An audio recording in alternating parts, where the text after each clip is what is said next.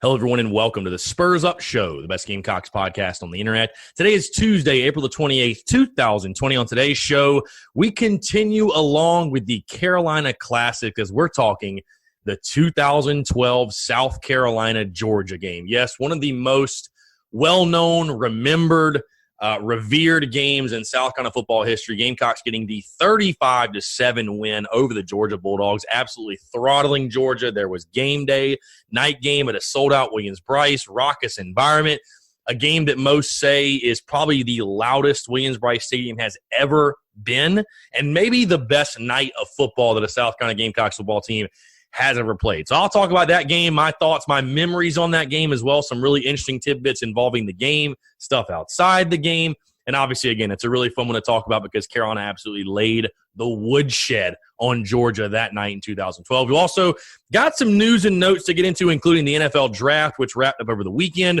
A.J. Lawson making a decision on the NBA, hiring of Des Kitchings. We'll talk about that as well, some baseball news, basketball news as well. And then I'll also go over your listener questions, your listener memories as well from the 2012 Georgia game. So sit back, relax, enjoy the show. It's going to be a good one, and I hope you guys will stick around for it. Let's get it.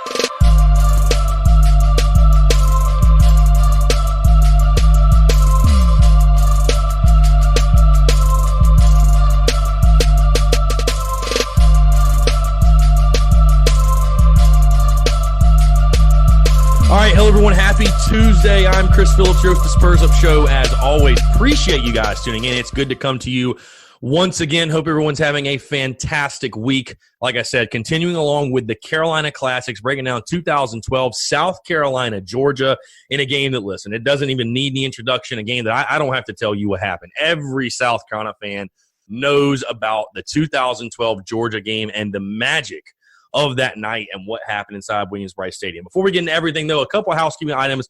If you're listening to the podcast and you have not done so, go leave a review. Click the pause button right now. I don't care if you're on iTunes, Spotify, Stitcher, Google Play, whatever it may be. We could use all the reviews we can get. You're asking, how can you help out the Spurs Up Show during the quarantine, whatever it may be. Leaving a review is an awesome way to do so. Like I said, it's a great way. Go to iTunes, leave a 5-star review. You can leave your feedback as well.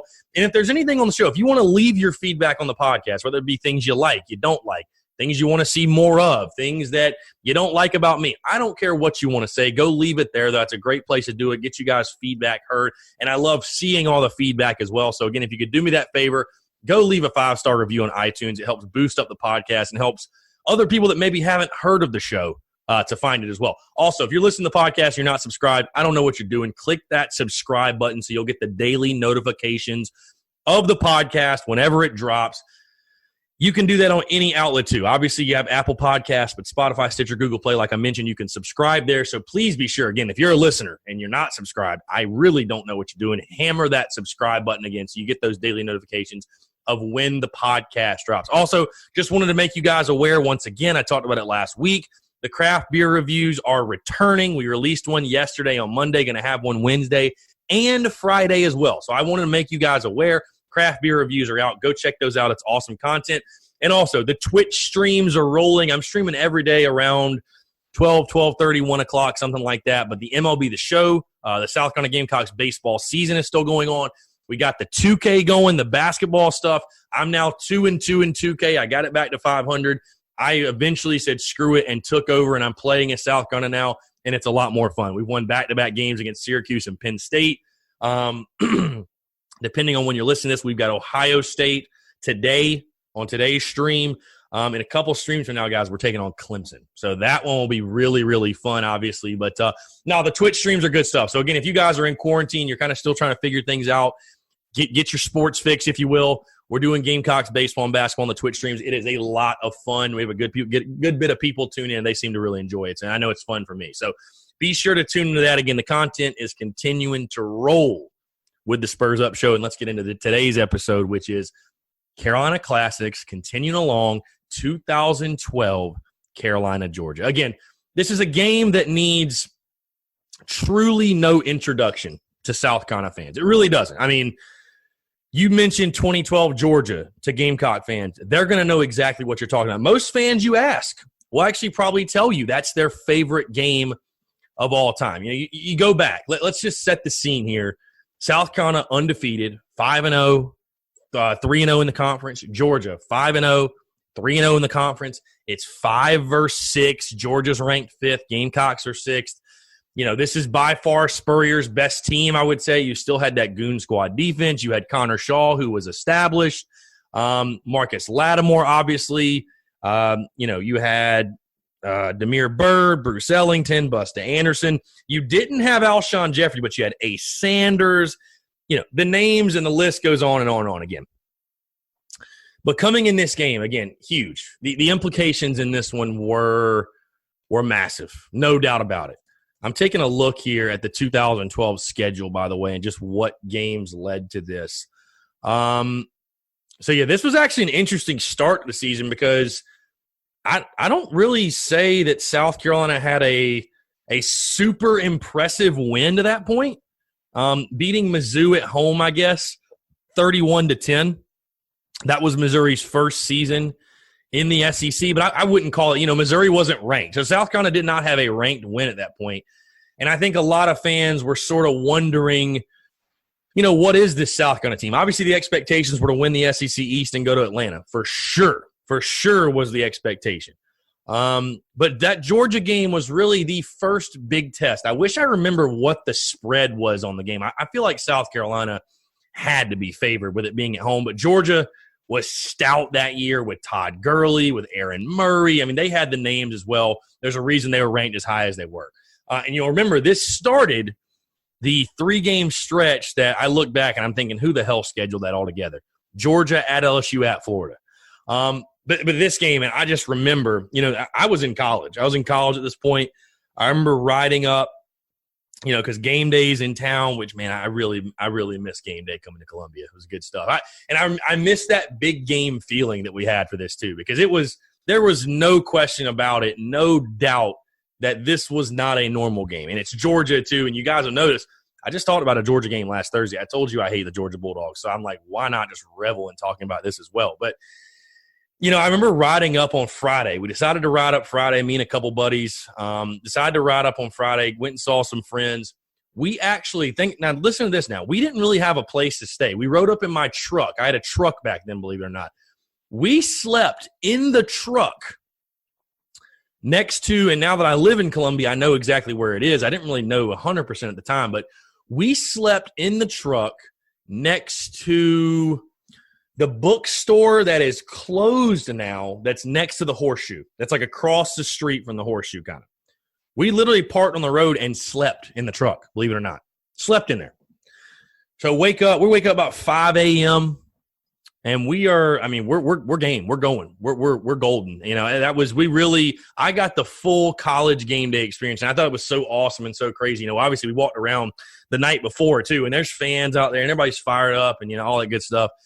And we got out there like 5:30 in the morning, out to the college game day setup or whatever, and it was packed. It was packed. The electricity, the energy,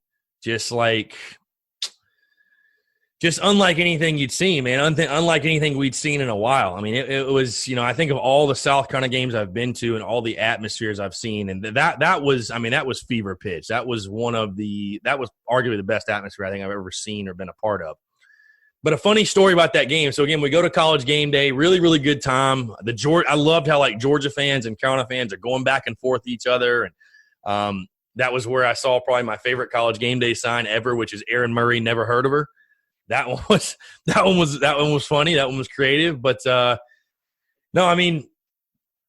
whole day, and it's crazy. I don't remember a ton from tailgating that day for some reason. I don't know what it was. I know we tailgate. I remember bits and pieces, but here's some crazy stuff for you guys. So, and this is one of the reasons why the 2012 Georgia game does not have the same meaning for me, I guess, and doesn't stick out for me like, say, 2013 Clemson or 2014 Georgia. So, like I said, I was in college, didn't really have any money at all. I went up with two buddies, and we're like, hey, us three will put the money we have together. It was like $270 or something like that. Yeah, it was like $270, maybe $300 or something. Like, all right, we're going to look for 3 tickets for $300. And the tickets, by the way, if you guys don't remember, the tickets were going for insane prices. Insane. So I'm with these two buddies, and, we're walking around scalping, obviously, and those two kind of break off. You know what I'm saying? Like, I'm going to go scalp over here real quick. I'm going to go see what this guy wants. About 30 minutes, 45 minutes later, I meet up with him, and I'm like, yo, we got 2 tickets. And I'm like, what do you mean you got 2 tickets? We don't need 2, we need 3. And the guys tried to justify it as, it was just such a good deal. We couldn't turn it down, whatever, blah, blah, blah. And like, here's the rest of the money. It was like $70. Like, here, like, you can get your ticket, find a ticket. And it means, me trying to not cause a scene, I'm like, okay, but I got really screwed over in this regard. Really screwed over, obviously, because, I was also a 21-year-old kid, so I didn't know what I know now in the sense like, if you just wait till after kickoff, you can probably find one for cheap. I'm sitting there trying to get a ticket for $70. It's like, no way, hell no, whatever. Long story short, I'm out there scalping, don't get a ticket, I have to watch the game from the fairgrounds of people that I have no clue who they are. So that's kind of what ruined my experience in regards to that game, and why I don't say that it's because I didn't get to go in. My 2 buddies did. You know what the bad part is? One of them was a Georgia fan.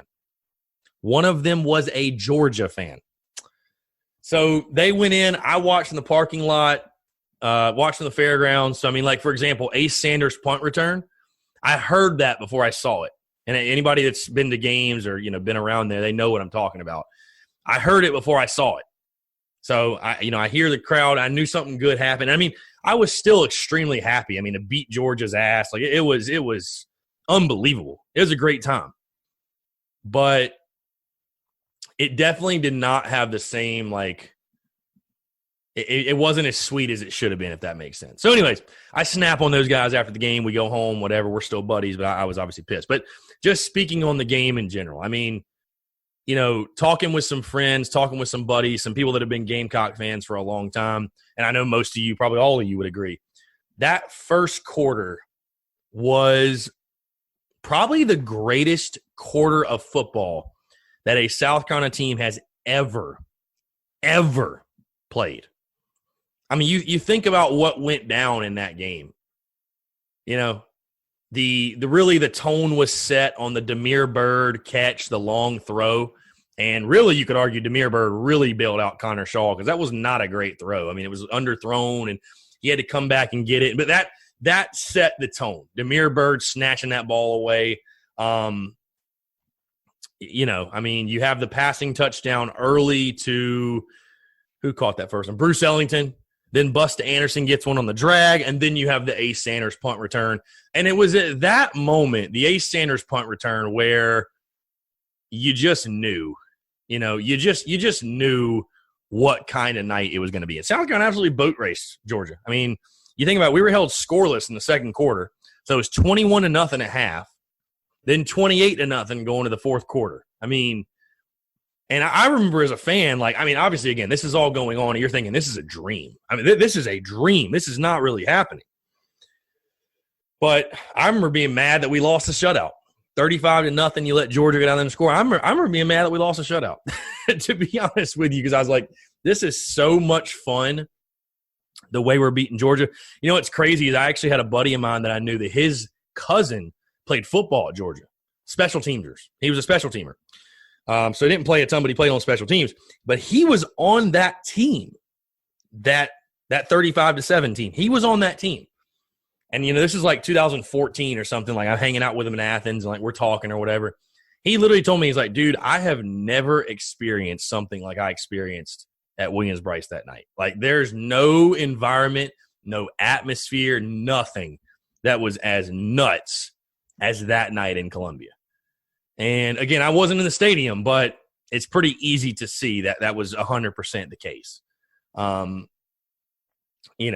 Just one of the wildest scenes. I was just taking a look. The attendance for this game, I think it was 85,199, sold out crowd. One of the top, I think maybe the biggest crowd ever at Williams-Brice. Let's see. I think maybe the biggest crowd ever. I think it's gotta be. Let's see. Notable games. Oh, here we go. Yep, that's the most attended. 85,199. The second highest is Clemson in 2001, 85,000. It's crazy looking at this too, because the last time we had like this is the top 10, I believe. Yeah, this is the top 10. And there isn't a game past 2014 on here, if that tells you anything. 2014, South Carolina, Georgia, 84,232. This one had 85,199. So, yeah. So, I mean, again, just a raucous environment. It's crazy. When you look back at the stats of this game, Connor Shaw threw the ball 10 times. He only had 6 completions in the game.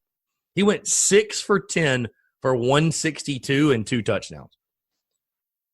Marcus Lattimore, 24 carries, 109 yards, and a touchdown. But what did Connor Shaw do in that game? 6 for 10, 162, and 2 touchdowns.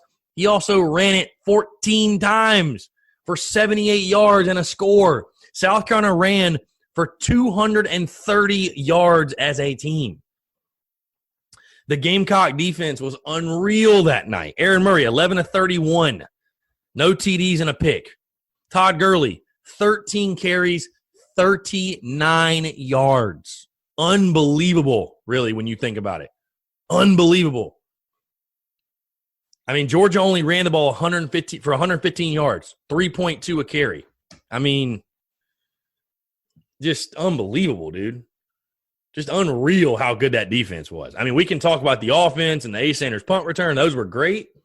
But that defense was insane. Devontae Holloman, J.D. Clowney. We just posted the highlight yesterday. J.D. Clowney making life miserable for Aaron Murray. It was a sack party back there. I don't know if this was before or after. I think this was before, because I think Clowney made these comments at the 2013 SEC Media Days when he said that, Aaron Murray's scared of us. He's scared of me. I mean, you could see it. I mean, you could see it. So, an incredible night. I mean, again, you go up 7-0, you're like, all right, cool.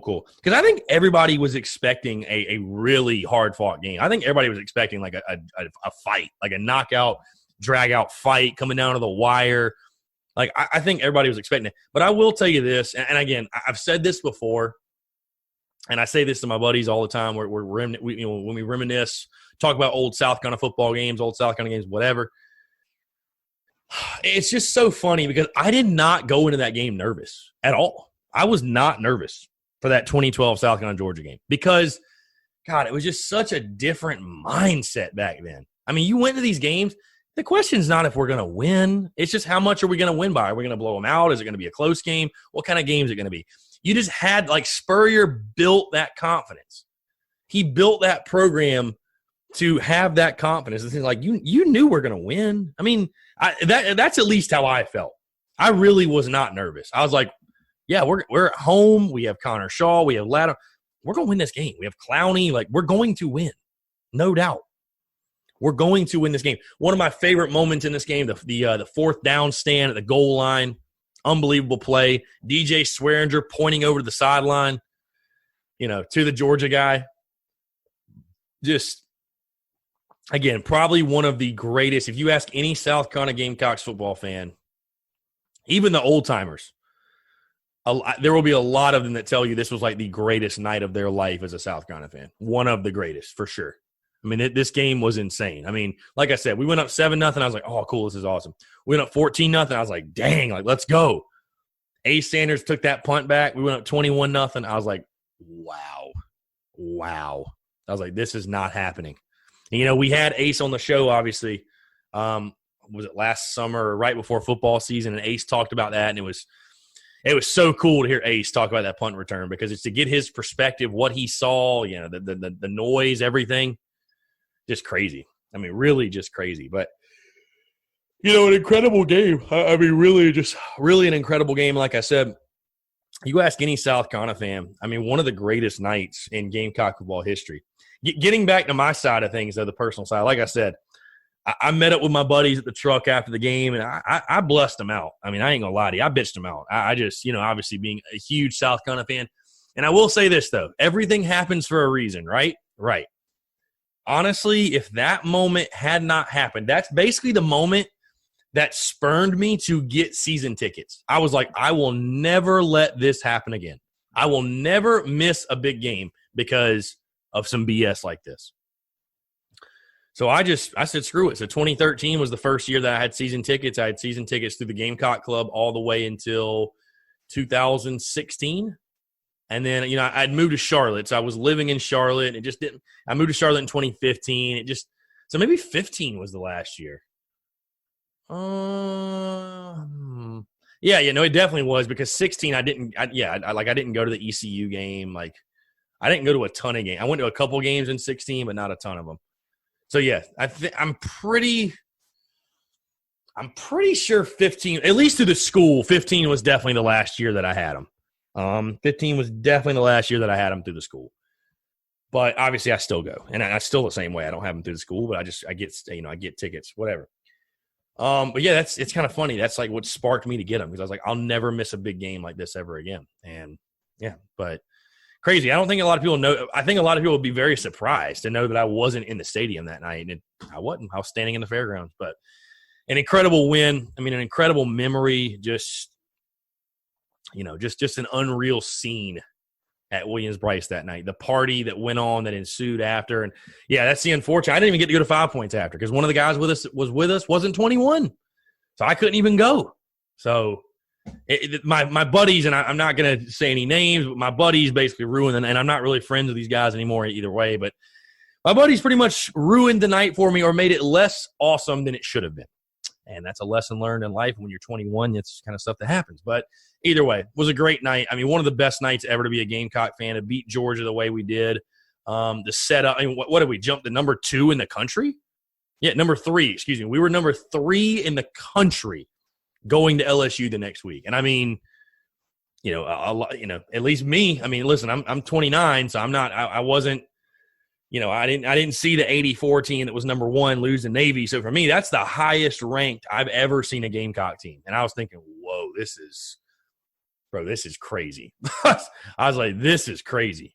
So yeah, just awesome, man. I mean, it's just a great memory. And, again, it was one of the greatest nights ever in South Carolina football history. So anyways, all right, let's get into some news and notes really quickly. Got a lot to talk about, actually, with news and notes. We'll talk about the NFL draft first. Just a quick recap. Brian Edwards drafted 3rd round of the Raiders. DJ Wanham, 4th round of Minnesota. TJ Brunson, 7th round to the – where'd he go? The Giants, excuse me. And then you had a bunch of free agent signings. You had Rico Dowdle to Dallas, Tavian Feaster to Jacksonville, Donnell Stanley to Miami, Kyle Markway to the Giants, and Kobe Smith to Tennessee. I'm not sure as of right now if Joseph Charlton has signed, and if he has not, I am very confused, because I don't understand how he cannot be signed. Yeah, so it's insane. But yeah, so Charlton to me is definitely the biggest snub of the entire NFL draft process. I mean, I was pretty, who got drafted is sort of what I expected. I mean, it's what we all kind of expected. I expected Edwards to be a late 2nd, early to mid 3rd round guy. Wanham going in the 4th makes sense. Brunson 7th makes sense. Excuse me. What am I talking about? Javon Kinlaw, 1st round. Duh. Javon Kinlaw being drafted in the 1st round. My bad, guys. How am I just going to skip over Javon Kinlaw? To the 49ers, by the way, which I know has a lot of Gamecock fans very happy, and a lot of Gamecock fans jumping on the San Francisco 49ers bandwagon, because now they have Kinlaw and Deebo Samuel. So they're going to be fun to watch. So, again, my apologies, Javon Kinlaw. My respects. I don't know how in the world I didn't put that in my notes. Either way, Javon Kinlaw, 1st rounder to the 49ers, was great to see for him. Obviously, we all know his story and how special it is and everything like that. But, yeah, I mean, just kind of what we expected. I mean, the big storyline, though, heading into this next football season, again, assuming all things get back to normal, is you take a look well, really, you just take a look across the board at who was drafted, and you lose your best defensive lineman. You lose some huge playmakers on defense. Kinlaw and Wanham were like 2 huge playmakers. And you lose your best linebacker in TJ Brunson. So there are going to be some massive holes to fill on the defensive side. And then offensively, I mean, you lose Brian Edwards, who set the all-time record for receptions and straight games with a reception. Just, tons of records. Tons of records. Probably would have broken the yardage record if he played in the Clemson game.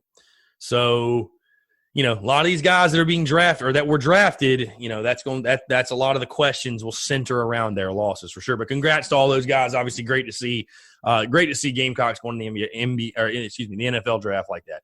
Speaking of the NBA draft, AJ Lawson announcing he's going to test the NBA draft waters. Has decided to put his name out there. Will not hire an agent though, so he can come back. I know a lot of people are confused about this. I'm not surprised he's testing the waters because, listen, again, you can come back as long as you don't hire an agent, you can return. I mean, I'll agree with everyone, though, that it would be a horrid decision if he left. It would be a terrible, terrible decision. I mean, A.J. Lawson, putting it kindly, he had an inconsistent season. I mean, that's putting it very nicely. It was not a good year for him. He was not the guy we all expected. I don't feel like he took that next jump, if you will, from freshman to sophomore year. Really it was Jermaine Couisnard I thought that took over. I mean, there were a couple games where Lawson, looked like the Lawson we were expecting, but it was really Jermaine Couisnard and Mike Kotsar that took over. Everybody else was just like, I don't know what we're going to get out of him. So I think Lawson obviously needs to come back, work on his game, whatever. It would be, like I said, guys, it would be a horrid decision, in my opinion, if he decided to leave. It'd be a terrible decision. I mean, there's really no other way for me to put it. It would be a terrible decision. So, anyways, we'll see what happens. Also, football news, Des Kitchings brought under the staff, 1-year deal. I think he's making like $300,000, but it's assumed he's going to be the running backs coach. A lot of people ask me, how do I feel about the hire? Overall, hire solid. It's a good hire. He's a good coach, and again, it's just one of those things, though, where I don't think Des Kitchings will be the reason we win 7 or 8 games or we turn things around. But, Muschamp has definitely surrounded himself with some good assistants, and that's what you want him to do. But at the end of the day, it's really going to come down to what does Mike Bobo's scheme do and can Will Muschamp coach up his defense. That's really what it's going to come down to.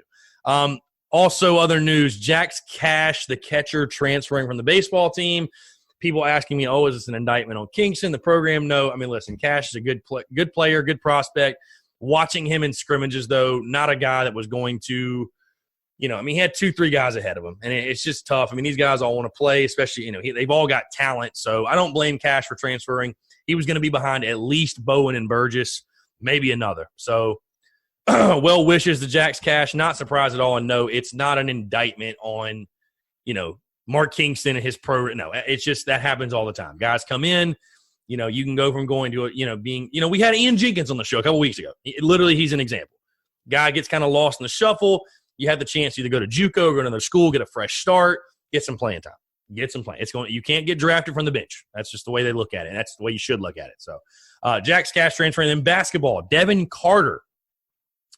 Gamecocks picking up a commit from Devin Carter, 3-star guard. So Frank Martin and company staying busy on the recruiting trail. You do love to see it. All right, let's get into these listener memories and a couple different questions as well regarding the Georgia game and just some other things really quickly. All right, let's start with Evan_Gamecock 112020. Clowning. Well, I don't know what he's.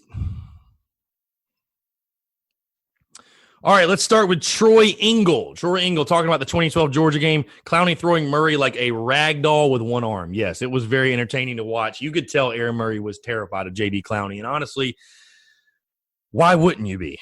Because that man's a freak. He's a beast, freak of nature. Colson Varnado, Byrd's catch over Rambo, Ace's punt return, and Sandstorm at the beginning of the game. Yeah, like I said, I think the catch that Byrd had over Bakari Rambo really just set the tone in that game. Really set the tone.